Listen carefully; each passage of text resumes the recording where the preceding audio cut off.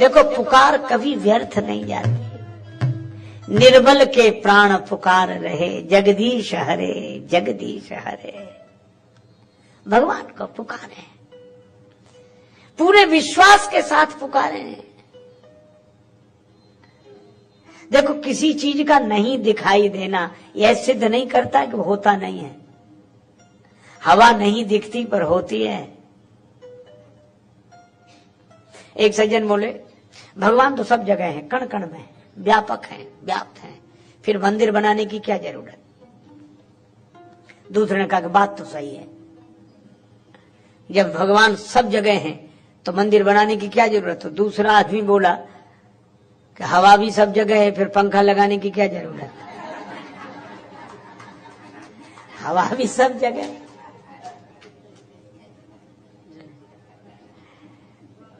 सब जगह रहने वाली हवा पंखे के माध्यम से मिलने लगती।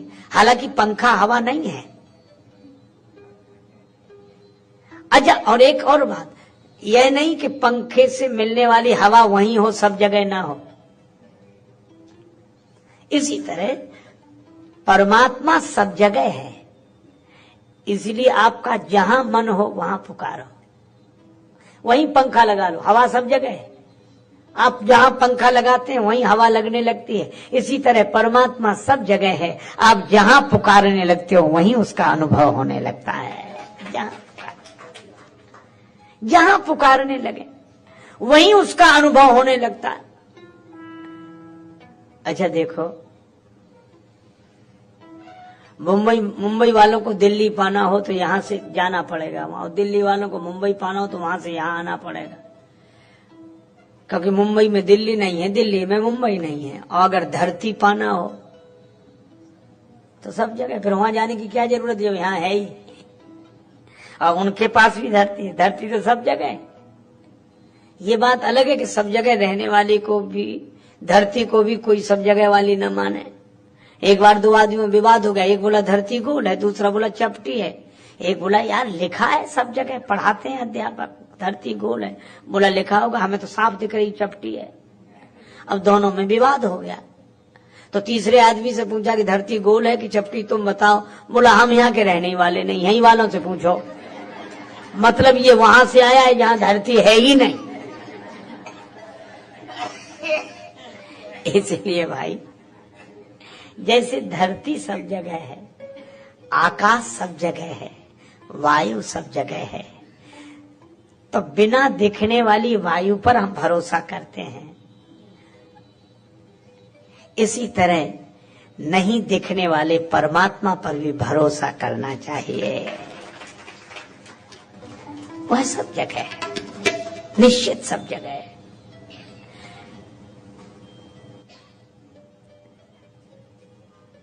अच्छा, हवा सब जगह है, इसका पता कैसे लगेगा?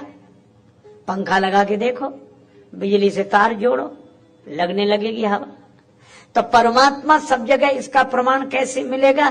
कहीं बैठकर पुकार कर देखो, पता लगने लगेगा। हरि व्यापक सर्वत्र समाना, प्रेम ते प्रगट हो ही मैं जाना। और ये शंकर भगवान का अनुभव है। ब्रह्मा जी बोले पुकारो, प्रभु को पुकारो। सर्वसम्मत से यही निर्णय हुआ, भगवान की शरण में चले। हानि धर्म की बहुत हुई है, अंधकार ने ज्योति छुई है। पृथ्वी पर अवतार लीजिए, कर निज वचन प्रमाण। प्रार्थना सुनिए श्री भगवान, प्रार्थना सुनिए श्री भगवान, प्रार्थना सुनिए श्री भगवान। कीजिए जन जन का कल्याण कीजिए, जन जन का कल्याण। प्रार्थना सुनिए श्री भगवान, प्रार्थना सुनिए श्री भगवान।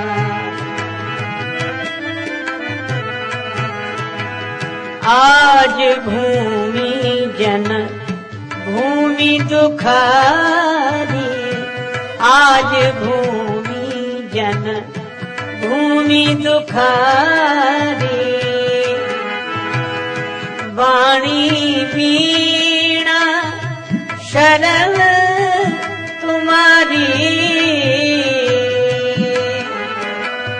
आज भूमि जन भूमि दुखारी। वाणी वीणा शरण तुम्हारी, वाणी वीणा शरण तुम्हारी।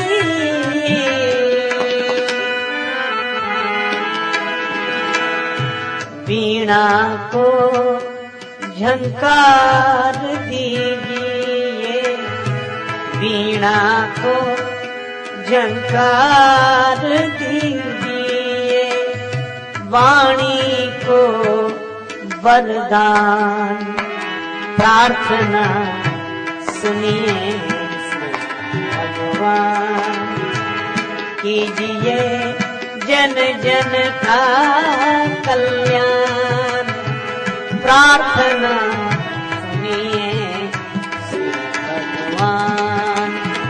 प्रार्थना सुनिए श्री भगवान, श्री भगवान, श्री भगवान।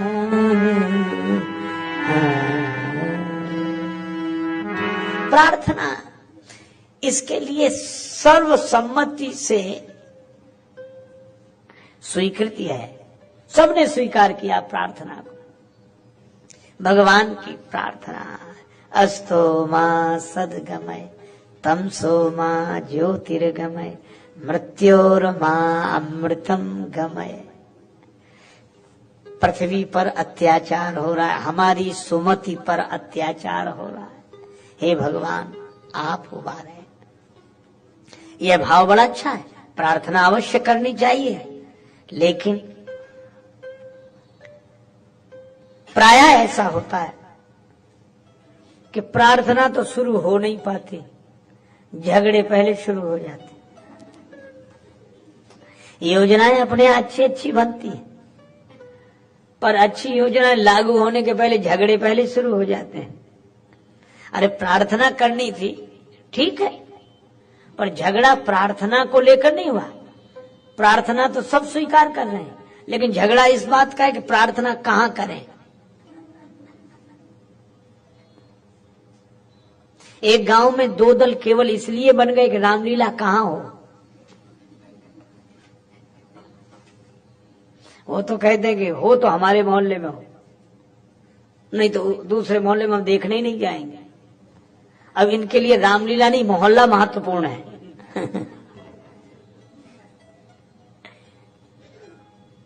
अच्छा, अब आजकल तो लोग रावण तक का प्रचार करते हैं। दशहरे के दिन सबसे बड़ा रावण हमारे यहाँ का। रावण भी बड़ा होना चाहिए, तब नाम बड़ा होगा। अरे प्रार्थना करनी है तो भाव से भरो, भेद से नहीं। प्रार्थना करनी है तो भाव से भरो, भेद से नहीं। आप जहां हैं वहीं प्रार्थना करें, क्योंकि भगवान सब जगह हैं। इसलिए किसी विशेष जगह जाने की आवश्यकता नहीं है। श्री स्वामी विवेकानंद जी एक उदाहरण देते थे कि निश्चित माप से अगर एक वृत्त खींचा जाए और वृत्त की परिधि पर कई बिंदु अंकित कर दिए जाएं, तो केंद्र बिंदु से दूरी तो सबकी बराबर है। अब परिधि पर अंकित बिंदु ये झगड़ा करें कि तुम हमारे पास आओ तो केंद्र ज्यादा नजदीक पड़ेगा, तो चक्कर ही लगाता रहेगा। इसलिए अच्छा तो यह है कि वो जहां है वहीं से केंद्र बिंदु की ओर चले, दूरी सबकी बराबर है। इसलिए भाई परमात्मा जैसे केंद्र सभी परिधि पर अंकित बिंदुओं से बराबर ही दूरी पर है, इसी तरह परमात्मा का भी संबंध सबसे समान है। चलने की बात है।